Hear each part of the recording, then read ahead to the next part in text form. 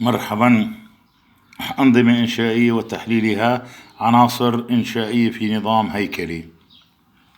مثال واحد: نظام إنشائي هيكلي خرساني لبناء سكني من طابقين، سقف مكرر، ارتفاع الطابق 3 متر، المبين بالشكل واحد. والمطلوب أولا ألف رسم ما يلي، رسم ما يلي.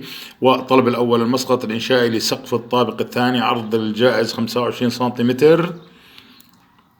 الطلب الثاني: الجملة الإنشائية للجائز ABC بفرض تأثير حمولة موزعة منتظمة شدتها كيو صغير تساوي 16 كيلو نيوتن على المتر، وقوة شاقولية اف تساوي 8 كيلو نيوتن، تميل على محوره بزاوية 30 درجة إلى يمين النقطة سي. تميل إلى يمين النقطة سي. 3. الجملة الإنشائية للعمود سي واحد في الطابق الأول، مبينا حمولة العمود بالطريقة المبسطة، يعني مو بطريقة ردود الأفعال. وزن السقف 16 كيلو نيوتن على المتر مربع بحساب وتصميم ما يلي. الطلب الرابع: المقطع المستطيل للعمود سي واحد بالطريقة المبسطة، طبعا الكلاسيكي، يعني عرضه اعطيناك عرضه 25 سنتيمتر، وتحقق من المتانة ايضا، هل هذا العمود متين او لا، يعني بيحمل السقف ولا ما بيحمل. وارسم المقطع العرضي حيث التسليح المستخدم فاي 14 ملم طبعا بنسبة 0.01، يعني 1%. الطلب الخامس: المساحة الضرورية لأساس العمود سي واحد، حيث الإجهاد الحدي للبيتون 0.7 كيلو نيوتن على السنتيمتر مربع، وللحديد 14 كيلو نيوتن على السنتيمتر مربع، وللتربة صفر، إجهاد التربة أو تحمل التربة 0.5 كيلو نيوتن على السنتيمتر مربع، والثابت أنه يساوي 15. الحل واحد. هاي هو النظام الإنشائي، هاي هو الشكل واحد، هاي هو الشكل واحد هون، هاي الطابق العلوي وهاي الطابق السفلي. موضوع الدراسة الجائز هذا ABC، والعمود هذا C1 C0. وهاي الأبعاد أعطيتكم إياها: ارتفاع العمود 3 متر 3 متر، 5 متر هون الأبعاد، طول 5 متر، عرض 4 متر. إذا هذه هي الجملة الإنشائية لطابقين، لبناء هيكلي من طابقين، والسقف مثل ما انتم شايفين هو مكرر. الرسم: هاي رسم الطابق الإنشائي، هاي رسم الطابق الثاني إنشائيا.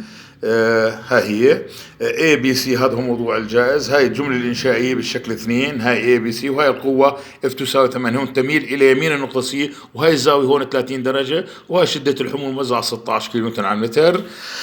حمولة العمود حمولة العمود طبعا بالطريقة المبسطة. أنا شو عملت؟ نصفت المساحة هاي هيك، ونصفت المساحة هاي هيك. طبعا العمود شو بده يشيل؟ بده يشيل هالمساحة هاي. المساحة هاي عبارة عن شو؟ 2.5 ضرب 2 ضرب 16 اللي هو وزن المتر المربع من السقف، ضرب عدد الطوابق. عندي طابقين ضرب 2 طلع معي 160 كيلو نيوتن. وطبعا بناء عليه رسمت الجمله الانشائيه للعمود. هاي هو العمود، هاي سي صفر هون عند الاساس، هاي البعد الارتفاع 3 متر، وهاي الاف تساوي 160 كيلو نيوتن، اللي بتاثر وين؟ في النقطه سي واحد، يعني عند سقف الطابق الاول هون. التحليل الإنشائي: حسبت الإن من اليمين، يعني من الطرف الحر، هاي الإشارة لفوق موجب، معناها أن تساوي ناقص إف وتساوي ناقص 160 كيلو نيوتن.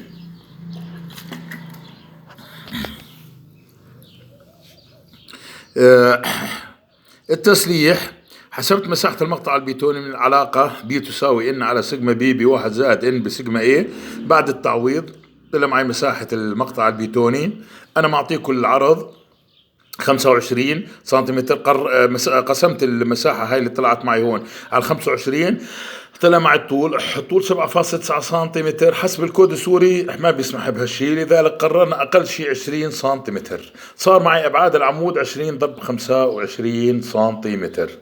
المتانة هون معروف إنه الإجهاد يساوي القوة الداخلية إن على إيه.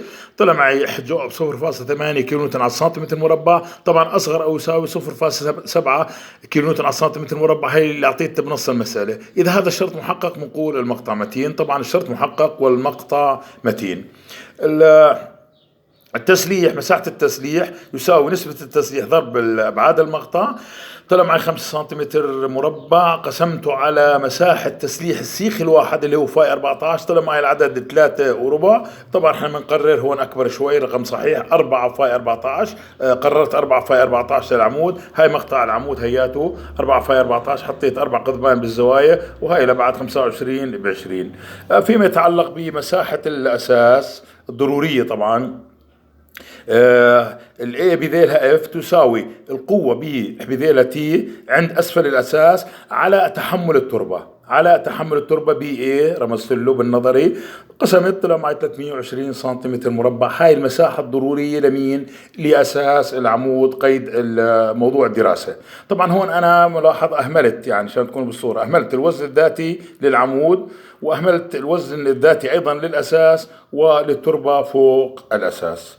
وبذلك بكون أنجزت حل المسألة، وشكرا لحسن الاستماع.